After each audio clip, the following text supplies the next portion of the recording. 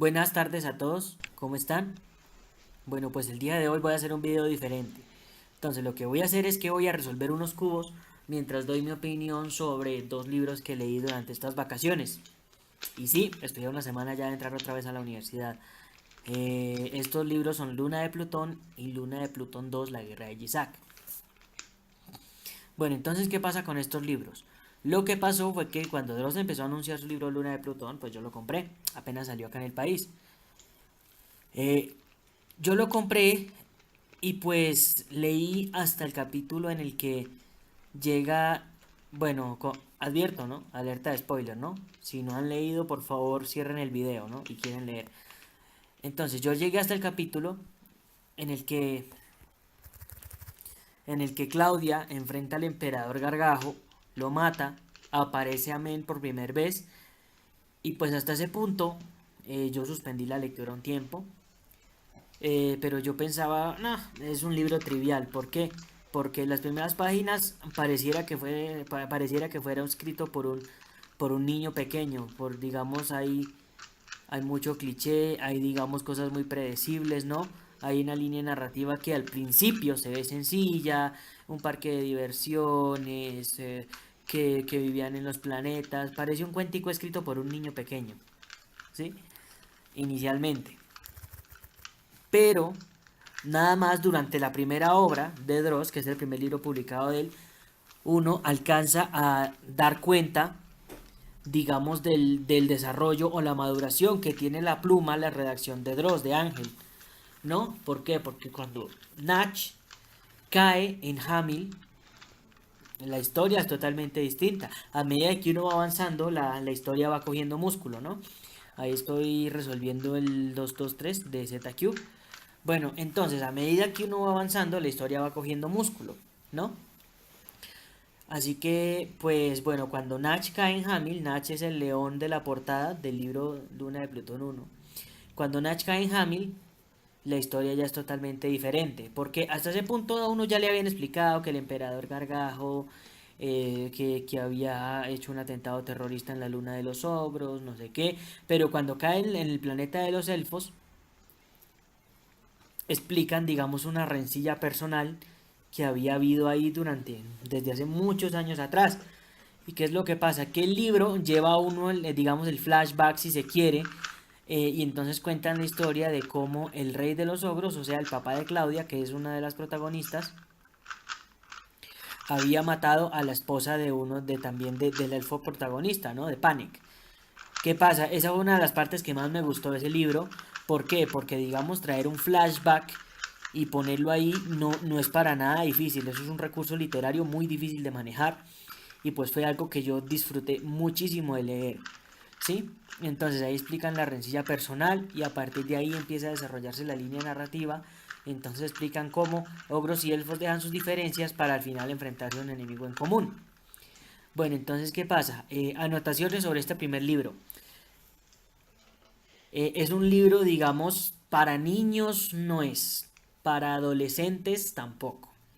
Yo diría que es un libro para adultos jóvenes, porque toca muchos temas adultos y temas adultos, no me refiero a temas triple X, sino me refiero a temas, digamos, a temas, valga la redundancia, pues para gente mayor, porque el libro tiene mucha política.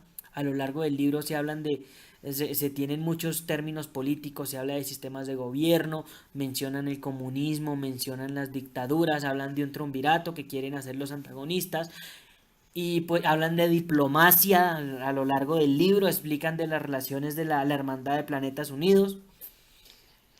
Y pues bueno, eso es una cosa que yo admiré muchísimo porque dentro de ese metaverso que Dross crea, al poner estos elementos, bueno, ahí se me habían acabado los cubos, entonces fui por más y por eso corté. Y entonces por eso corté el video y lo pegué, perdón por ese machetazo. Bueno, como iba diciendo, ese metaverso que Dross crea, justamente por esos recursos se vuelve muy realista. Tan realista que uno alcanza a sentir los problemas diplomáticos que hay entre todos ellos, ¿no? Digamos, la Hermandad de Planetas Unidos, que sería como la ONU, ¿no? Juzgan al rey de los ogros, lo someten a juicio.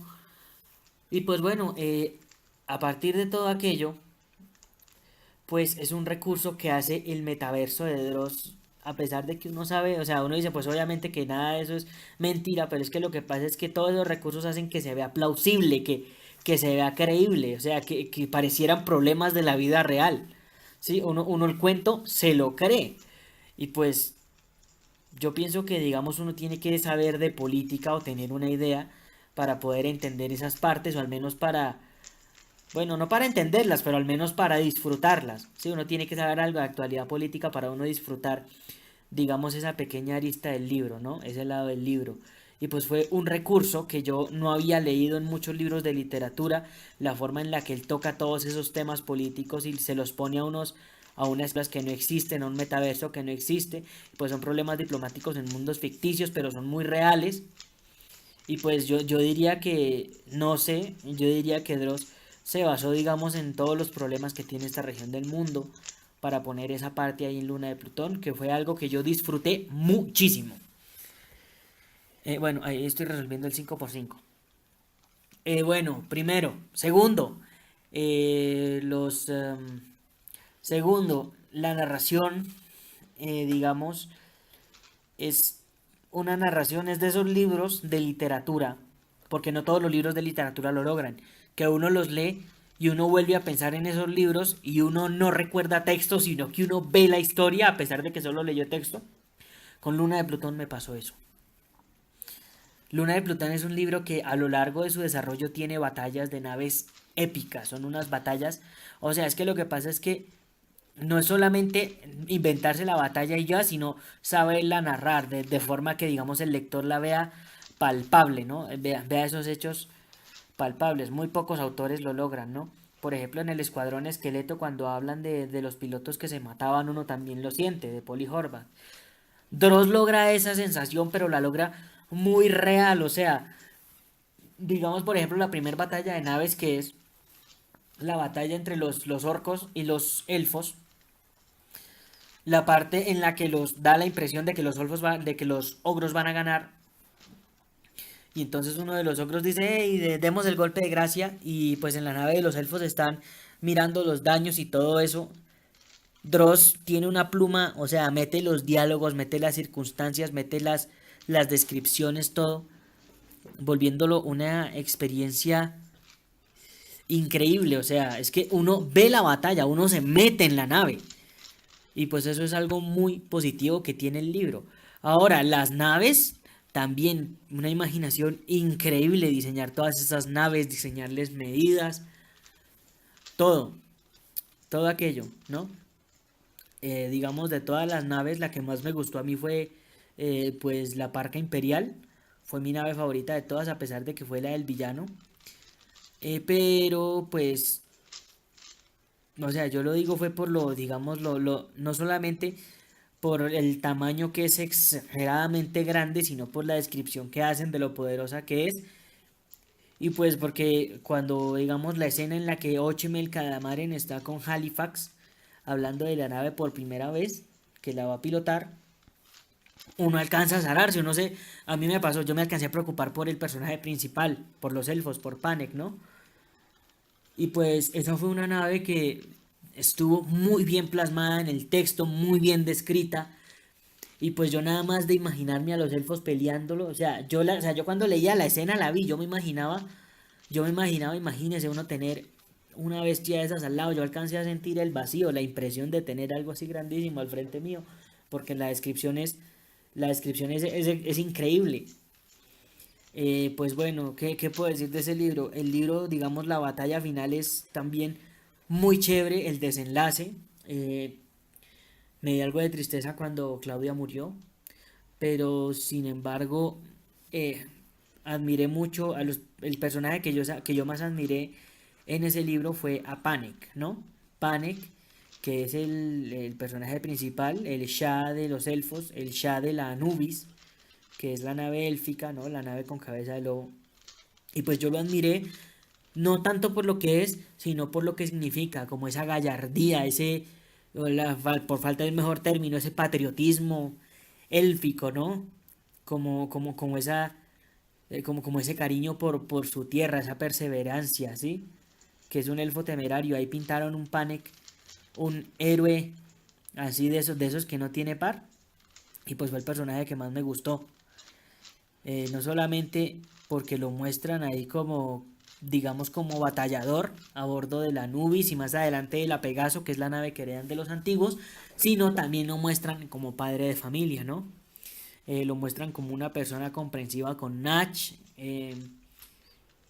y pues lo muestran como un padre preocupado, un padre que le, digamos, también un excelente padre o tutor de Hathor, a pesar de que Hathor es un hijo adoptivo porque es el hijo biológico de Amen.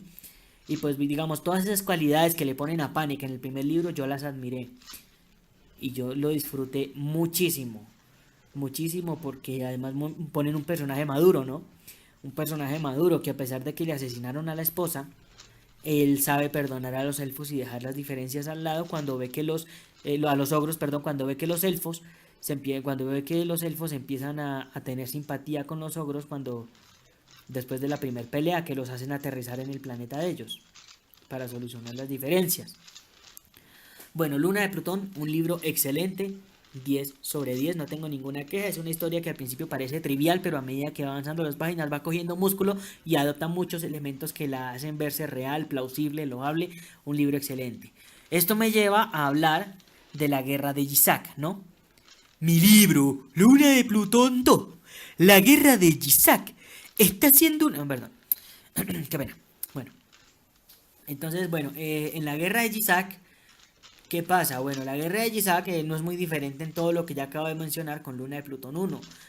Bueno, sigue habiendo todo este poco de recursos, la diplomacia, ¿no? Los sistemas de gobierno, todo eso extrapolado, digamos, a un mundo de ciencia ficción que tiene como locación el espacio. Y pues nada, igual, muy bien plasmado. Joviedi es un planeta muy bien, ¿cómo se dice? Muy bien pintado. Todos esos pincelazos, todos esos detalles literarios que le ponen a Joviedi lo hacen ver como un sitio creíble, ¿no? Pero la guerra de Yisak me dejó a mí un sinsabor muy grande. ¿Qué pasa con la guerra de Yisak? ¿Qué me pasó a mí al menos? La guerra de Yisak es un libro, digamos que tiene un problema muy grande. Y es que lo que pasa es que el libro hace muchos incisos en cosas que son irrelevantes y pues eso hace que el autor gaste muchas páginas en cosas que no tienen nada que ver, dejando las cosas que sí son relevantes como a un lado. Lo cual yo pienso que Dross debería corregir en sus próximas obras, ¿no? ¿Qué pasa? Que digamos, bueno, uno entiende que tiene que ser creíble toda esta cuestión burocrática de que los pueblos no quieren ir a la guerra y que tiene que haber los juicios y todo aquello y hablar con las autoridades de las lunas o lo que sea, pero es que lo que pasa es que Dross le dedica muchas páginas a eso, ¿sí? Hay una parte en la que él le dedica como 5 páginas, si no estoy mal, a un capítulo en el que los personajes lo único que hacen es comer. Bueno, ¿qué pasa? Otra falla que le veo al libro. Yo pienso que el título no debería ser la guerra de Yisak. Bueno, Yisak, para los que no han leído el libro, es el tigre que aparece en la portada, en el libro de la derecha, ¿no? Bueno, les mostraría, pero es que tengo el cubo encima, ¿no? Y estoy grabando el audio por encima. Bueno, Yisak es ese tigre que está ahí al lado de la elfa rubia, ahí, ¿no? Entonces, ¿qué pasa? Que Yisak es un Jovediano, o sea, el planeta que está siendo atacado y que pide ayuda a los protagonistas del libro anterior, creando la nueva línea narrativa. Y entonces, ¿qué ocurre? Que Yisak era un deportista destacado en su colegio, ¿sí? Y entonces él tiene el mérito de ser la primera persona en enfrentarse a Pumo. ¿Por qué? Porque Pumo está haciendo su primer ataque a Joviedi, el planeta de Yisak, y entonces Yisak le arranca un arma, le arranca un cañón del platillo volador. Pumo es el villano, ¿no? Esa es otra cosa, Pumo es un villano muy bien desarrollado también, ¿para qué? Tiene una biografía, un flashback y una razón de por qué hace lo que hace, muy bien plasmada, muy creíble, pero insisto, reitero, Dross persiste en su error de darle prelación a cosas que no son relevantes y ahí es donde yo vengo con Yisak. Yisak pudo haber sido un personaje que hubiera aportado muchísimo a la historia, pero muchísimo es muchísimo, demasiado. ¿Qué pasó? Yitzhak, a lo largo de todo el libro, bueno, a él lo suben en la nave de los protagonistas del libro anterior, obviamente, de Hathor, que era el hijo de Panek, el que luchó contra los ogros y contra Ochem el Kadamaren en el libro anterior. ¿Y qué pasa? Que bueno, a Yitzhak lo suben, y Yitzhak, desde que se sube a la nave hasta el final del libro, no hace otra cosa más que conquistar a Sheshat, que es me imagino que es la elfa que está al lado de él ahí en la portada del libro, ¿no? Es todo lo que él hace en toda la novela, no más. Él no hace nada más. O sea, las únicas cosas relevantes con vencer al villano son que le arranca un arma al principio de la novela, en las primeras páginas. Él está en la moto, le salta al villano, le arranca un cañón de la nave. Y luego al final, cuando está en medio de la batalla final, que ni siquiera es librada por él, sino que es librada nuevamente por una alianza entre ogros y elfos, él pronuncia un discurso contra Pumo. Y eso es todo lo que hace. Y entonces, ¿qué es lo que ocurre? Que el libro le dedica páginas a ese romance, páginas y páginas. Bueno, o sea, de pronto tal vez a una niña le va, ay, tan hermoso, no sé qué, pero a mí me pareció empalagoso y me pareció innecesario. O sea, esto, está bien que hubiera un romance, eso es normal en ese tipo de historias. Bueno, se me descargó la cámara y pues me tocó terminar de resolver el cubo en otro encuadre, porque ya había guardado todo, perdón. Y entonces, ¿qué pasa? Que él le dedica páginas y páginas a ese romance al final para salir con ese chorro de babas. Y lo último es que Pumo lo pintan como un personaje malísimo, como un personaje muy malo, digamos un personaje egoísta que no le importa llevarse miles de vidas por delante, para saber que al final lo único que tocaba hacer para vencerlo era convertirse en Dios y fragmentarlo en pedazos. O yo no sé si yo leí mal. Pero pues básicamente en eso termina. Llegan naves élficas, naves de ogros, naves copias de la Parca Imperial, que era la nave del villano en el libro anterior. Pumo los vence casi a todos y al final el protagonista Hathor, el hijo de Panek, se convierte en dios élfico y lo vence. O sea, un libro que tiene casi 600 páginas, 560 y piola, 570 y piola, para al final, en página y media, contar cómo Hathor se vuelve un dios élfico, se le para atrás y lo fragmenta. Y eso es todo. Entonces a mí me parece que ese libro como que se desvió, no está bien articulada la narración y le da mucha prelación a cosas que serían banales y que yo pienso que hubiera sido páginas que se hubiera podido ocupar para reforzar la historia principal. Y eso fue el sinsabor que me dejó ese libro. Y pues bueno, esa es mi opinión de ambos libros. El primero me gustó, el segundo no tanto, no he leído el Festival de la Blasfemia, tal vez más adelante lo lea, aquí estoy ya terminando de hacer la solución 3x3 del 5x5 y muchas gracias a todos los que se vieron este video. Por favor en los comentarios déjenme ustedes qué opinan sobre estas obras de Dross y nos vemos en otro video. Si quieren ver más videos de este estilo, por favor háganmelo saber. Entonces, bueno, yo termino acá, ya estoy orientando las últimas esquinas. Pido perdón si saco los cubos de los encuadres, pero es que es difícil resolverlos a través del visor de la cámara. Y pues bueno, eso ha sido todo por hoy y nos vemos en otro video. Chao.